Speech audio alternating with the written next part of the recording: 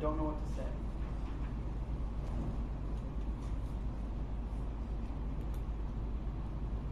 You've ever had the experience where you have to talk, and you're not exactly certain what to say, then you know that tenseness that comes in you.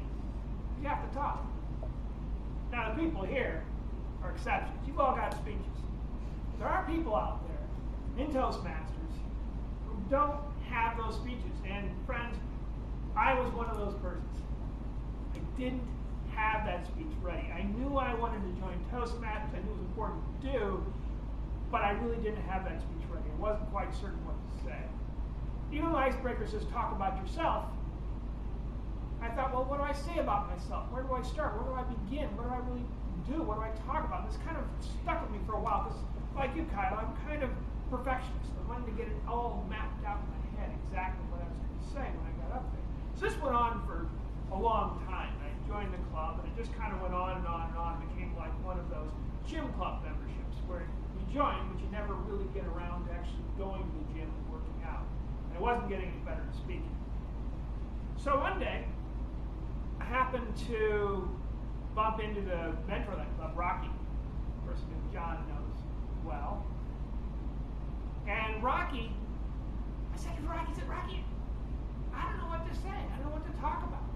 What do I do? He said, Tim, well, it's not such a big deal. You just, something simple you can do that'll really help you a lot in getting your speaking done. I said, Rocky, I've been struggling with this. What is it? What should I talk about? He says, Tim, you find your passion, you find your speech. Now, I mentioned this last time, as you probably remember, and it may have scared some people away. In fact, Ken tells me afterwards that Roberto was concerned about, passion. What is this passion? Something huge, something big, right? Well, it doesn't need to be that. It could be. There's some people with huge, enormous passions. You've probably seen them. They just come into a room and they just got all this stuff. We're going to talk about this and talk about that and go on and on and on. But you don't have to be that way. You still can talk and say something without it being that way. Because your passion could be a spark or it could be a flame. It could be a little thing. Just a little thing you're interested in. Something you did, something you said, something you got involved with. Now again, people here excluded. I mean, you know what your passion is. That's why you're able to talk, so you're able to get up so easily. But other people, if you ever meet these other people, and they need to be inspired, you may think of it this way. They say, I don't know what passion is. What do you mean find your passion?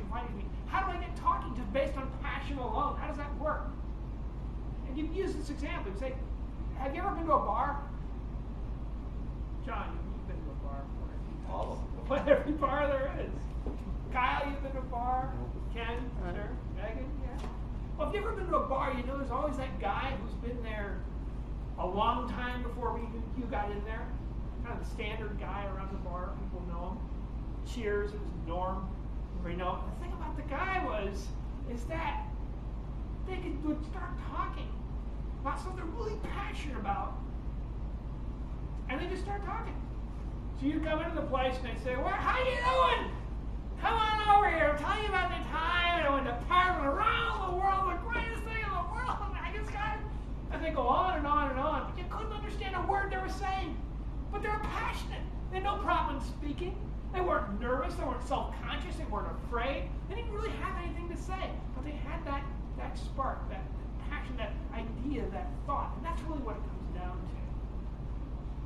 Because quite often people will sort of freak themselves out and psych themselves out of talking because they say, I don't know what to say. I don't have anything there. But it's that passion. That passion could be something really small. Now John, of course, has it easy because you've got that passion for silver. When you talk about all the rich people, John here has probably got more silver than probably most people in Chicago out there. Going to all those flea markets and all those sales. You haven't heard of John's got wonderful talks about how to get rich in the silver industry. And stock markets, no problem at all. There's a passion right there. And Kyle's just got into this new business of going up and doing weddings. So clearly, being a pastor if you're this close to being a pastor, you're going to go from design to IT to being a pastor to being a monk. I think that's where you're headed. That's clearly where your passion is going. Megan, well, you're in a whole new area of passion. Call it mellow passion of medical marijuana, which is a whole exciting thing, a whole interesting theory. And of course, Ken can talk about anything. He just goes on and on, whatever subject comes to his mind. He says, Tim, I just kind of go home, whatever comes to my head, I just write it down, boom, I give a speech, and there I am, I'm out there. But everybody doesn't have that. So if you do meet somebody and they're struggling, they don't know what to do, and they've got this challenge, just remind them. Find your passion, find your speech. It's all you need to do. It could be a spark, it could be a flame.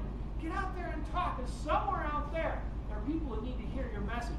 If not here right now, practice. So when you do meet those people, you're ready to talk.